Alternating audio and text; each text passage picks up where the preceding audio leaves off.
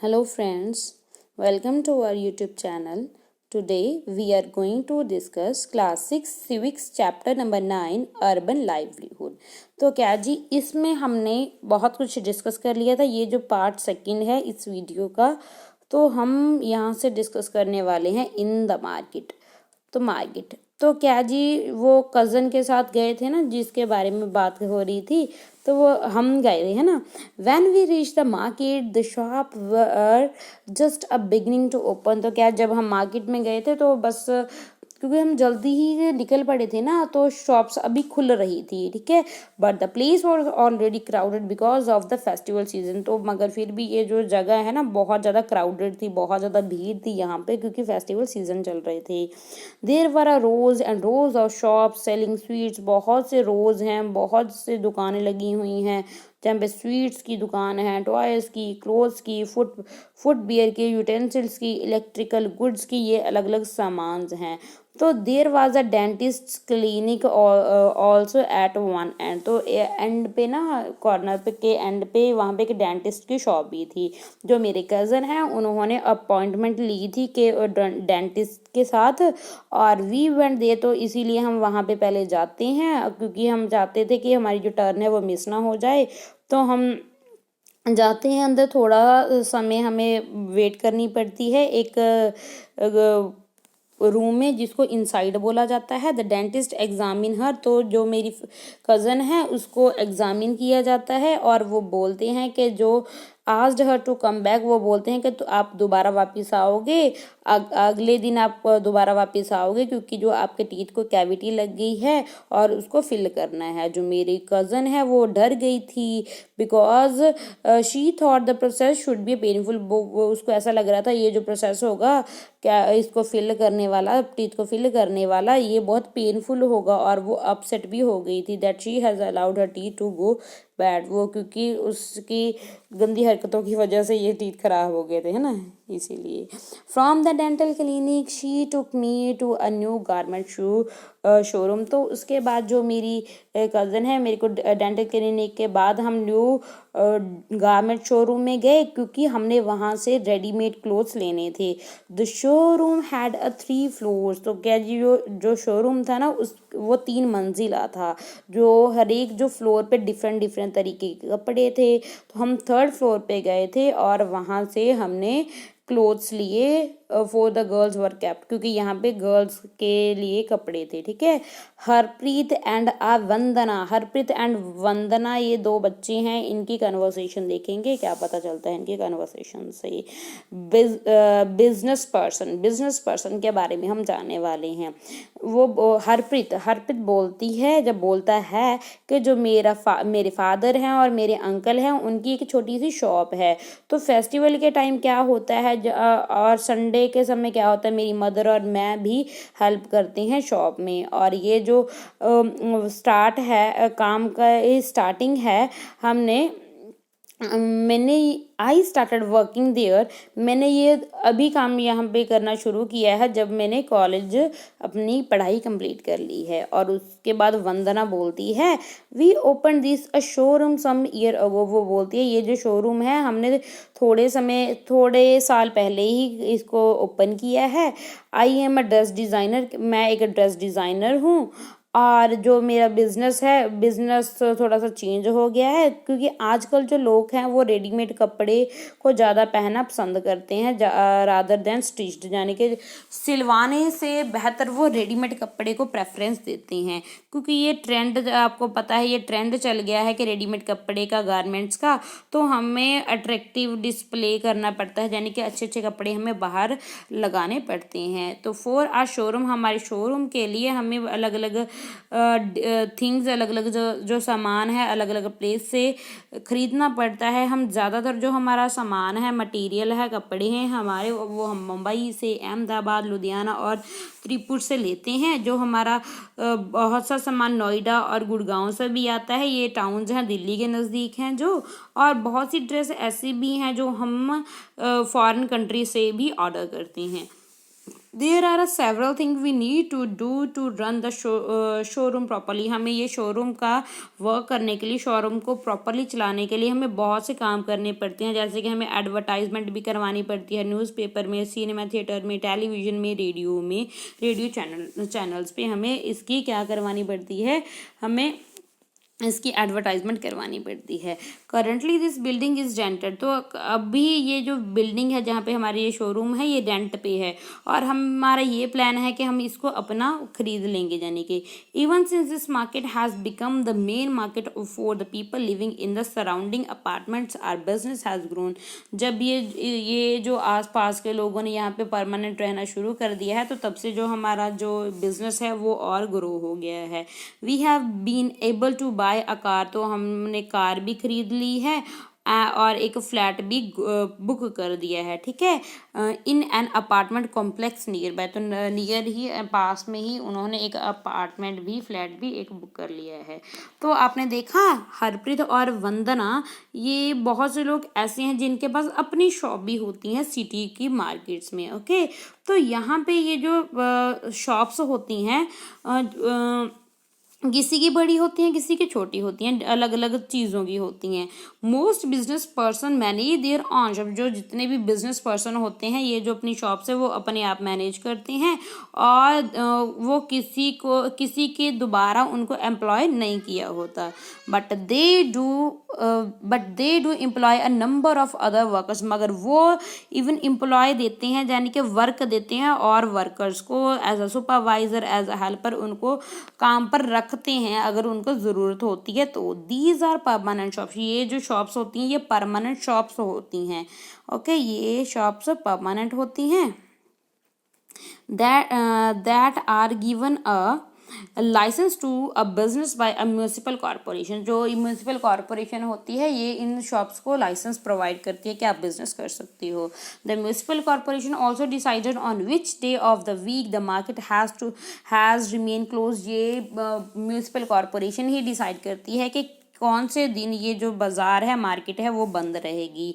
ठीक है, वीक में कौन से दिन बंद रहेगी। जैसे कि एग्जांपल के लिए ये जो शॉप्स हैं वो हमारे ये मार्केट में वो वेंसडे को बंद रहती हैं। This market also has a small office, ये जो मार्केट है इसमें स्मॉल छोटे छोटे ऑफिस भी हैं, शॉप्स भी हैं जो प्रोवाइड करते हैं डिफरेंट सर्विसेज, जैसे कि बैंक्स भी हैं, कुरियर सर्विसेज हैं, और भी बहुत सारी सर्विस प्रोवाइड की जाती हैं मार्केट में, सिटीज़ में। Okay, in the factory workshop area, अब हमने ये जान लिया है भाई हॉकर्स एंड ठीक है, हॉकर्स होते हैं जो रेडी वाले होते हैं उनके बारे में भी जान लिया है। ठीक है, वो उनके पास यानी कि टेम्परेरी यानी कि उनके पास वर्क होता है, टेम्परेरी शॉप नहीं होती उनके पास। ठीक है, और उसके बाद हमने जिनके पास परमानेंट शॉप्स होती हैं उनके बारे में भी जान लिया है। ठीक है, मार्केट में उनके। अब हम देखेंगे सिटी में फैक्ट्री एरिया के बारे में। ठीक है, I wanted to have a zari work, क्योंकि मैं ना जरी का काम चाहती थी कि मेरी ड्रेस पे ना जरी का काम हो जाए, क्योंकि मैं चाहती थी कोई स्पेशल ओकेजन पे, कोई खास उत्सव पे तो कोई अच्छी सी जरी वाली ड्रेस हो जाए, तो इसीलिए मैं इसको कटवाना चाहती थी। जो मेरी कज़न है उसने बोला कि मैं ना एक निर्मला को जानती हूँ जो कि ये गारमेंट फैक्ट्री में काम करती है। निर्मलाज नेबर डू जरी, जो निर्मला की जो नेबर है वो बहुत अच्छा जरी का काम करती है एंड एम्ब्रॉयडरी यानी कि कढ़ाई का काम करती है। सो वी कैच अ बस, इसीलिए हमने बस ली और हम वहीं के उधर फैक्ट्री एरिया की तरफ चल दिए। ठीक है, the bus was a really crowded, जो बस थी वो बहुत ज़्यादा उसमें भीड़ थी। At every stop more and more people got on, तो हर एक जहाँ पे भी बस रुकती तो बहुत से लोग इसमें अंदर घुस आते, तो भाई बहुत ज़्यादा मुश्किल हो रहा था मेरे को तो पीपल वर पुशिंग, तो एक दूसरे को धक्का मुक्की हो रही थी भाई उसमें। तो बस में बहुत ज़्यादा स्पेस, क्योंकि अपने लिए स्पेस बनाने के लिए दूसरा धक्का मुक्की करता है।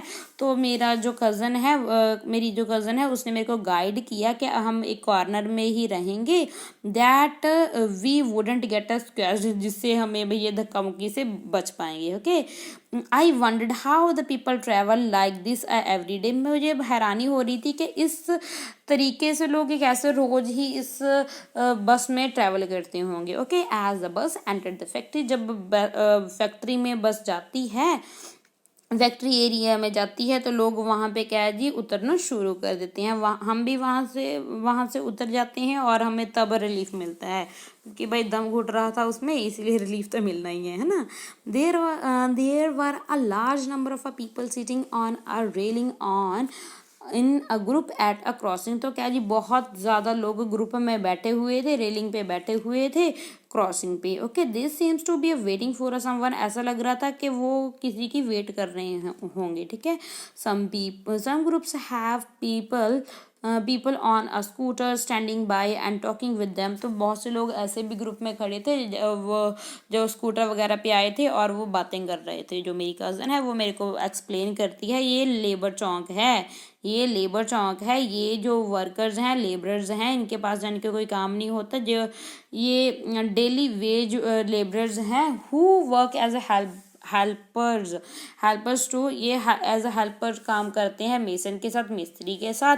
और जैसे ये क्या, जो दे डिग एट कंस्ट्रक्शन साइट्स, जो कंस्ट्रक्शन की साइट्स होती हैं जहाँ पे कुछ बन रहा होता है, लोड उठाने का, अनलोड करना, इस टाइप का वो काम करते हैं। ये देखो ऐसे बैठे हैं ये। ठीक है, ये लेबर चौक बताया गया है यहाँ पे। मतलब ये फ्री होते हैं, अगर इनको काम मिल जाए तो ये कर लेते हैं, पैसे में कमा लेते हैं, नहीं तो फ्री होते हैं ये। ठीक है, और मार्केट ट्रक में से ये मतलब लोड को, यानी कि जो बोरियां वगैरह होते हैं उसको उतारते हैं, लाते हैं, इस टाइप का उनको कोई काम मिल जाता है।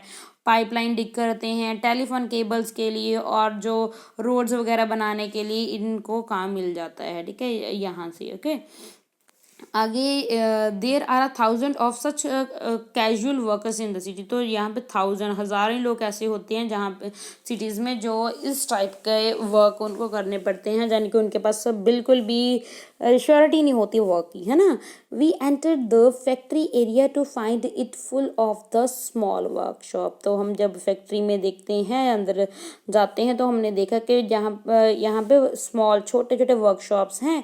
There seems to be endless row of them. तो एंडलेस बहुत ज़्यादा रोज हैं यहाँ पे इस वर्कशॉप्स में। In one section we saw a people working in a small room on a sewing machines. तो एक जो रूम था, हमने देखा कि वहाँ पे स्विंग का, यानी कि स्टिचिंग का काम चल रहा है, उस मशीन से चल रहा है, कपड़े स्टिच हो रहे हैं।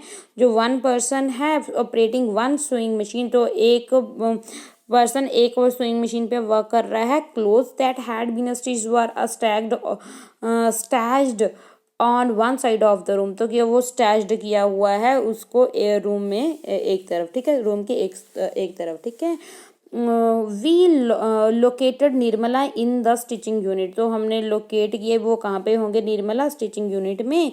She was happy to meet my cousin and promise to get a zari work done on my dress. तो क्या जी, वो मेरी कज़न को मिलकर बहुत खुश हुई, और निर्मला तो वो बोलती है कि मैं आपका, यानी कि ये जरी का काम करके दे दूँगी। Nirmala works as a tailor. Nirmala है वो यहाँ फैक्ट्री में क्या करती है, एज अ टेलर का काम करती है। In an export garment. Export मतलब जो सामान हमारे देश से कहीं और भेजा जाता है उसको एक्सपोर्ट बोलती हैं, यानी कि जो गारमेंट्स हैं ये बाहर जाते हैं। The factory were she was works make summer clothes for a people in a foreign country. ये जो ना गर्मी वाले कपड़े बनाते हैं ये लोग, जो फॉरेन कंट्री में पहने जाते हैं, जैसे यूएसए हो गया, यूके हो गया, जर्मनी हो गया, नीदरलैंड हो गया, और यहाँ इन कंट्री के लोगों के लिए कपड़े बनाए जाते हैं। वर्कर्स हैं, जैसे निर्मला जैसे वर्कर्स हैं, यहाँ पे बहुत घंटे तक इनको काम करना पड़ता है। कब तक काम करना पड़ता है, दिसंबर टू अप्रैल इनको बहुत काम करना पड़ता है। जो नॉर्मल वर्किंग डे है वो 9 o'clock से शुरू होता है, और ये रात के 10 बजे तक वो ये काम करते हैं। इससे भी बहुत बार लेट हो जाता है। और she works for 6 days a week. तो 6 दिन के लिए इनको काम करना पड़ता है। At time when the work need, अगर काम की ज़्यादा ज़रूरत है तो अर्जेंटली काम करना है तो ये संडे को भी बुला लेते हैं फैक्ट्री वाले। निर्मला की जो पे है वो एक दिन का 280 रुपये है 8 घंटे के लिए। अगर ये ज़्यादा टाइम स्पेंड करते हैं तो ये इनको 100 रुपये एक्स्ट्रा भी दिए जाते हैं। तो जून के महीने में the June work is over and the factory reduce it's staff, जब जून का महीना आता है तो क्या करते हैं ये फैक्ट्री वाले जो स्टाफ को कम करने लगते हैं। निर्मला भी क्या है जी, निर्मला को भी ये छोड़ना पड़ता है। फिर उसके बाद 3 जो 4 महीने हैं साल के, वहाँ यहाँ पे इनको कोई काम नहीं होता। मोस्ट वर्कर्स लाइक अ निर्मला, जैसे ऐसे ही निर्मला जैसे और भी बहुत सारे वर्कर्स होते हैं जिनको what is known as a casual basis, इनको एम्प्लॉयड किया जाता है कैजुअल बेसिस पे। कैजुअल बेसिस बोलेंगे, they are required to come as, तो इनको बस कैजुअल एम्प्लॉयज़ मतलब जब ज़रूरत हो, ठीक है, तब ही इनको बुलाया जाता है। When the employees need them, जब इनको एम्प्लॉयर को नीड हो। There are employed when the employees gets a large order और ड्यूरिंग अ सर्टन सीजन, या तो ये इनको बड़ा कोई ऑर्डर मिल जाता है और जहाँ कोई पर्टिकुलर सीजन में ये ज़्यादा एम्प्लॉयज़ बुलाते हैं। At other time of the year they have to find some other work, तो बाकी जो समय होता है उनको और कोई काम ढूंढना पड़ता है करने के लिए। तो ये रहा निर्मला का काम। तो ये जो जॉब्स हैं जैसे निर्मला करती है ये परमानेंट जॉब नहीं होती। निर्मला जो काम करती है ये परमानेंट जॉब नहीं होती। If the worker complain about their pay और working condition they are asked to leave, अगर किसी वर्कर को प्रॉब्लम है उसके पे के रिगार्डिंग और वर्किंग कंडीशन के रिगार्डिंग तो उनको छोड़ने के लिए भी बोला जा सकता है। उनकी जो जॉब की भी कोई भी सिक्योरिटी नहीं होती, कोई भी प्रोटेक्शन नहीं होती, उनका कोई प्रोटेक्शन नहीं होती अगर कोई बीमारी का ट्रीटमेंट हो इस टाइप का, ठीक है। They are also expected to work very long hours, तो उनको ऐसा एक्सपेक्ट किया जाता है कि बहुत लंबे लंबे समय तक इनको काम पे रखा जाए। जैसे कि एग्जांपल है कि कॉटन मिल की यूनिट में जो वर्कर्स हैं वो दिन और रात काम करते ही रहते हैं, शिफ्ट में काम करते हैं। 12 घंटे एक वर्कर को काम करना पड़ता है, ठीक है। एक मशीन के ऊपर एक वर्कर को चाहिए ही चाहिए और वो 12 घंटे काम करेगा, उसके बाद दूसरा रिप्लेस हो जाएगा और वो 12 घंटे तक फिर वो काम करेगा, ठीक है। ऐसे काम चलता है। तो ये आगे है, working in a call centre is a new form of employment, तो ये बड़ी बड़ी सिटीज़ में कॉल सेंटर में काम करना भी ये एक तरह का और काम आ गया है। कॉल सेंटर क्या है जी, एक ऑफिस होता है, सेंट्रलाइज्ड ऑफिस होता है जहाँ पे जो कस्टमर्स की प्रॉब्लम्स को सुना जाता है, उनके साथ डील किया जाता है, ठीक है।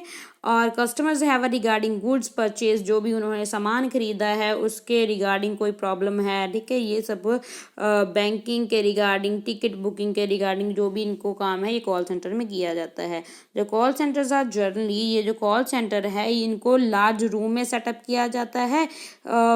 ये वर्क करते हैं एक स्टेशन के द्वारा जिसमें कंप्यूटर होता है, टेलीफोन सेट होता है और सुपरवाइजर भी का स्टेशन होता है, यानी कि जो इन सभी को सुपरवाइज कर रहा होता है। India has become a major centre not only for the Indian company, तो हमारे इंडिया के लोगों को तो इंडियन कंपनी में काम मिल ही जाएगा, ठीक है। मगर हम ये और फॉरेन कंपनीज भी हमारी इंडिया के लोगों को हायर करती हैं इन कंपनीज के कॉल सेंटर के लिए, क्योंकि हमारे इंडिया के लोगों की भी इंग्लिश बहुत अच्छी हो गई है और वो भी कॉल सेंटर में अच्छे फॉरेनर को कम पैसों पे अच्छे एम्प्लॉय मिल जाते हैं।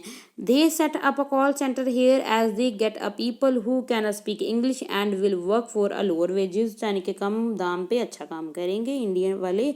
तो फॉरेन जो कंपनीज हैं यहाँ पे सेटअप हो रही हैं और इंडिया के एम्प्लॉयज़ को वहाँ पे रखा जाता है।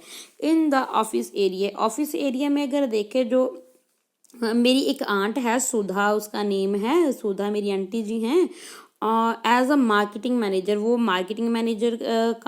अ मार्केटिंग मैनेजर वो काम करती हैं और she has asked to reach her office before 5:30 PM, तो क्या जी उसको बोला गया है कि वो उन्होंने ऑफिस में 5:30 बजे से पहले पहुंचना है और we thought we have get a late so we took a rickshaw, तो क्या जी हम सोच रहे थे कि हम लेट ना हो जाएं, इसीलिए हमने ऑटो रिक्शा ले लिया और जिससे हम that manage to get us there just in time, जिससे हम बिल्कुल सही टाइम पे पहुंच गए।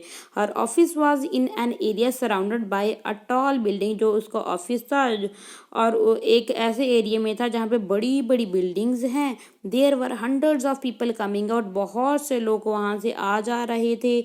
सम headed for a car park, कुछ तो कार पार्किंग के लिए जा रहे थे और कुछ बसेस की रो के लिए, buses toward the row of buses, buses की तरफ जा रहे थे। My aunt is a marketing manager in the company, जो इस कंपनी में जो मेरी आंट है वो एज अ मार्केटिंग मैनेजर काम करती है, जो कि मैन्युफैक्चर बिस्किट्स, ये जो कंपनी है बिस्किट्स बनाती है।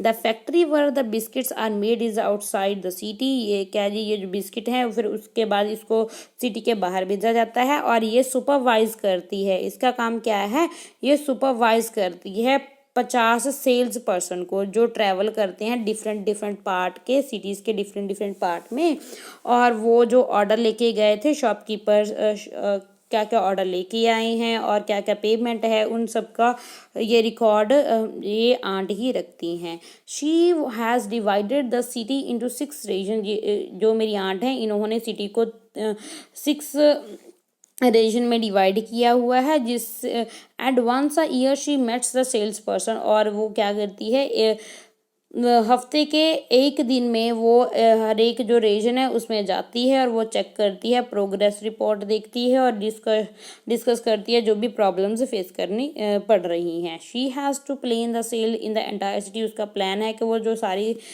सिटीज़ में उन्हीं के जो बिस्किट हैं उनको सेल किया जाए। And often had to work the late, और बहुत बार उसको रात के लेट यानी कि लेट हो जाती है, रात के देर समय तक उनको काम करना पड़ता है और डिफरेंट डिफरेंट प्लेसेस पे भी उनको जाना पड़ता है।